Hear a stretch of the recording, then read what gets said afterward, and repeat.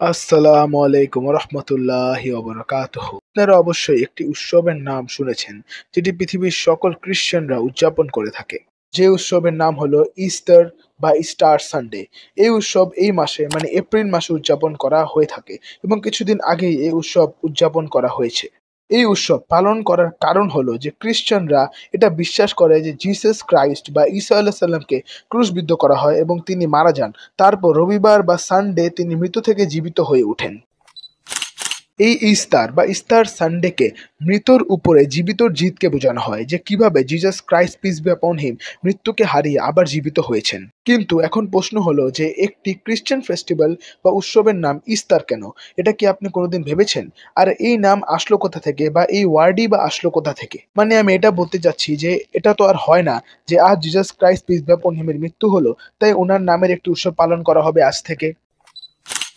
আর এটা অনেকেই জানেন না যে এই উৎসব বা ইস্তার ফেস্টিভ্যাল জিসাস ক্রাইস্ট বা ঈসা আলাইহিস সালামেরও আগের থেকে উদযাপন করা হতো।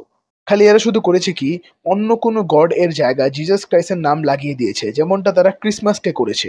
তারা আগে 25 ডিসেম্বর তাদের অন্য গডদের জন্মদিন পালন করত, তাই এখন তারা ঠিক সেই রকম ভাবে জিসাস ক্রাইস্ট পিস বি আপন হিম বা ঈসা আলাইহিস সালামেরটাও সেম তারিখে পালন করে থাকে, যদিও তিনি এই তারিখে জন্মই হননি।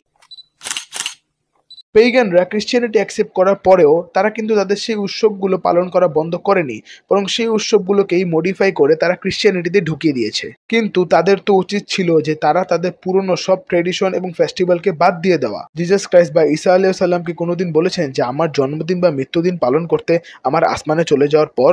কোনোদিন নয়, বরং ঈসা আলাইহিস সালাম তো gospel of mark chapter number 7 verse number 1 to 6 এ যারা ট্রেডিশন তৈরি করতো তাদের বিরোধিতা করেছেন।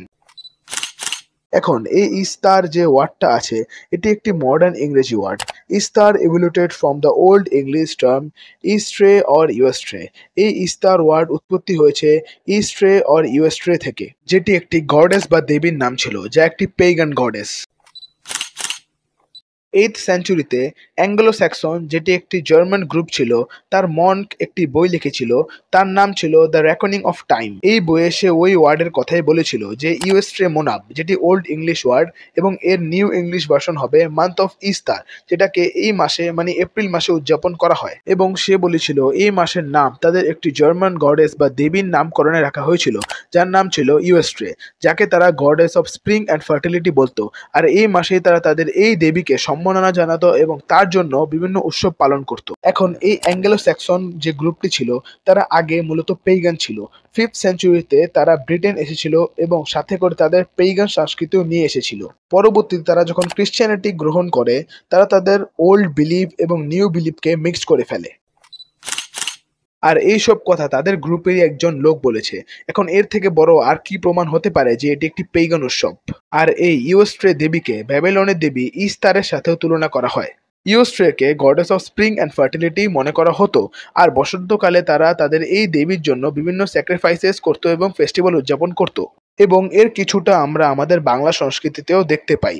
বাংলা সংস্কৃতিতে স্প্রিং বা বসন্তকালের অনেক বেশি গুরুত্ব আমরা দেখতে পাই। বসন্তকে সকল ঋতুর শ্রেষ্ঠ ঋতুও বলা হয়ে থাকে। এখন আশা করি আপনারা বুঝতে পারছেন যে বাংলা সংস্কৃতির রুট কোথা থেকে শুরু হয়েছে বা এটি কিসের সাথে কানেক্টেড। তারা তাদের এই ইউএসট্রে দেবীর জন্য বিভিন্ন পশুর বলি চলাতো এবং কিছু ব্যক্তিরা এটাও বলে থাকে যে তারা মানুষদেরও বলি দিত, আল্লাহু আলেম। তারপর তারা বলির রক্ত সেই ইস্টার এগ বা ডিমে ব্যবহার করতো এবং ডিমগুলোকে লুকিয়ে দিত। আর আপনি দেখবেন যে ইস্টার বা ইস্টার সানডেতেও তারা ডিম এবং র্যাবিটকে সিম্বলাইজ করে থাকে এবং এই সিম্বলগুলো ফার্টিলিটিকে প্রদর্শন করে। তো বেসিক্যালি এই পুরো কনসেপ্টটি পেগানিজম থেকে এসেছে, হোক সেটা বাংলা সংস্কৃতিতে বসন্তের গুরুত্ব বা ইস্টার সানডে। এবং আজ আমরা অনেকেই জেনে বা না জেনে সেই পেগান ফেস্টিভ্যালগুলোকে উদযাপন করছি, হোক সেটা বসন্ত বরণ, স্টার সানডে, ক্রিসমাস বা নিউ ইয়ার। তো বাস আজ এখানেই শেষ। মহান আল্লাহ তাআলা আমাদের হেদায়েত দান করুন, আমিন। মে আল্লাহ প্রোটেক্ট ইউ।